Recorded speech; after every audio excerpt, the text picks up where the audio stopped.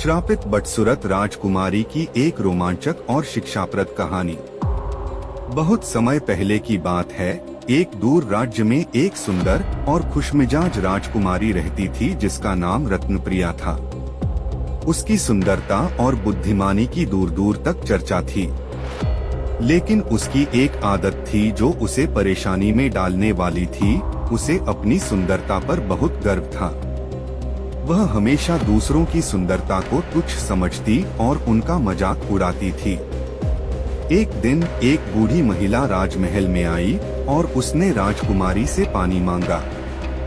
राजकुमारी ने उस महिला को देखकर ठहाके लगाते हुए कहा, इतनी कुरूप, क्या तुम्हारे पास पानी खरीदने की भी ताकत नहीं है?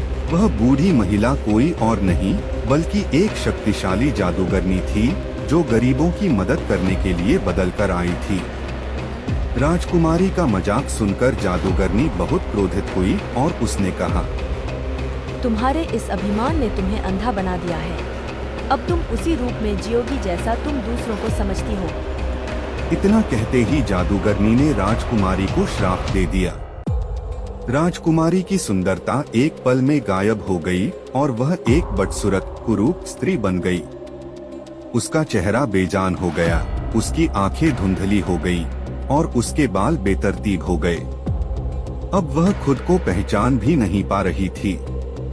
राजकुमारी ने रोते हुए जादूगरनी से माफी मांगी और कहा, मुझे माफ कर दीजिए, मैं अपनी गलती मानती हूँ। मैंने अभिमान में आकर आपकी अवहेलना की। जादूगरनी ने कहा, इस श्राप से छुटकारा पाना आसान नहीं होगा, लेकिन एक तरीका है। जब तक तुम अपने हृदय में दूसरों के लिए सच्चा प्रेम और सम्मान नहीं लाओगी और अपने कार्यों से यह सिद्ध नहीं करोगी, तब तक तुम्हारी सुंदरता वापस नहीं आएगी। राजकुमारी ने ठान लिया कि वह अपने अभिमान को छोड़कर लोगों की मदद करेगी और सच्चे दिल से सबका सम्मान करेगी। अगले दिन से ही उसने राजमहल छोड़ दिया और गांव में रहने लगी। वह गरीबों की सेवा करने लगी, बीमारों की देखभाल की और जरूरतमंदों की मदद की। धीरे धीरे उसके व्यवहार में परिवर्तन आने लगा और लोग उसकी दयालुता की प्रशंसा करने लगे। कई महीनों के बाद जब उसने पूरी तरह से अपने अभिमान को त्याग दिया और सभी से प्रेम और करुणा से पेश आने लगी, तो जादूगरनी फिर से उसके सामने प्रकट हुई। उसने कहा, तुमने सच्चे हृदय से अपनी गलती सुधारी है। अब मैं तुम्हें तुम्हारी सुंदरता वापस देती हूँ। राजकुमारी की सुंदरता फिर से लौट आई, लेकिन अब वह न केवल बाहर से सुंदर थी बल्कि अंदर से भी एक दयालु और विनम्र व्यक्ति बन गई थी। शिक्षा: इस कहानी से हमें यह सीख मिलती है कि बाहरी सुंदरता का कोई मूल्य नहीं होता यदि हमारे दिल में अभिमान और दूसरों के प्रति अनादर हो।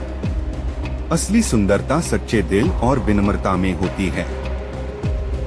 Please like, share and subscribe our channel to learn more.